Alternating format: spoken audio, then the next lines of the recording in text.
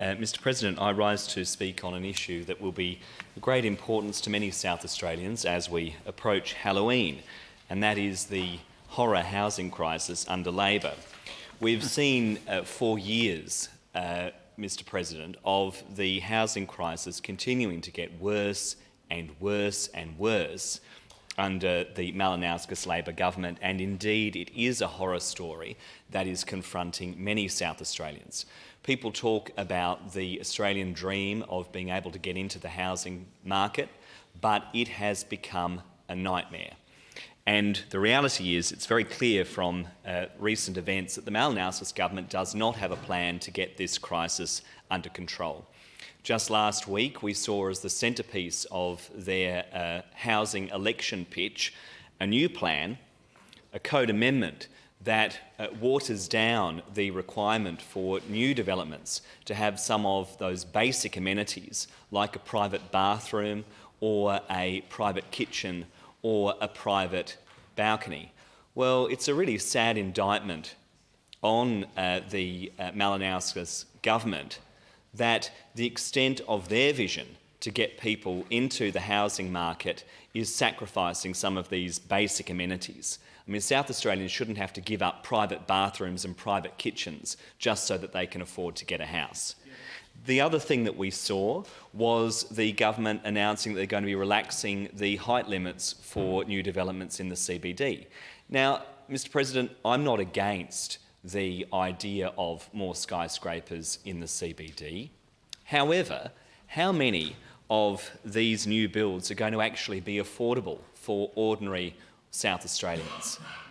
How many South Australians are going to be able to actually afford to purchase these apartments? More luxury apartments are not the answer to the housing crisis. And to add insult to injury, the Malinauskas government has pledged $500 million to a guarantor fund to support some of these developments. Well, where is the investment in public housing?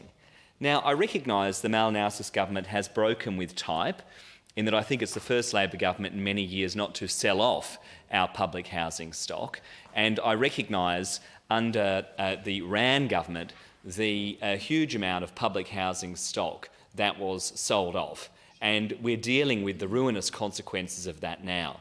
But the government needs to step up and actually put some money on the table. Where is the significant investment in public housing? It's not enough for the Malinauskas government to say we're going to do land releases. It's not enough for the Malinauskas government to say we're going to do code amendments that relax some of the requirements for developments. I mean, this is a government that's also suggesting that the way forward in terms of our housing supply is mandating double garages. Under their proposal, Mr President, you don't even have to have a front door, but you need to have a double garage. I mean, this is the extent of the lack of vision from SA Labor as we head towards the state election. That's why, Mr President, the Greens were very proud to announce the first part of our housing policy last week, a plan to restore the mission of the South Australian Housing Trust. Labor have brought back the name. We want to bring back the mission and actually charge them with building 20,000 new public homes over 4 years. Now, the government will say, oh, they can't possibly do that. But we've heard the Transport Minister this week bragging about the success of the North-South Corridor project, a project that we know resulted or has cost South Australian and Australian taxpayers $15 billion in total. Well, don't tell me we can't find the billions of dollars necessary that we need to build the housing we need.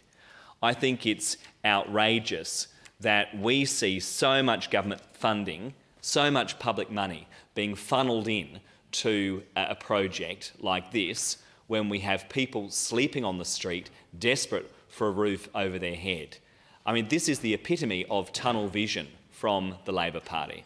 And it is very clear as we hurtle towards the state election that they do not have the policies or the programs to get this housing horror story under control. And make no mistake, Mr President, the Greens will be doing everything we can to advocate for sensible housing policy in the lead up to the next election, and no matter who is in government, I will be holding their feet to the fire to make sure they deliver the housing that we desperately need.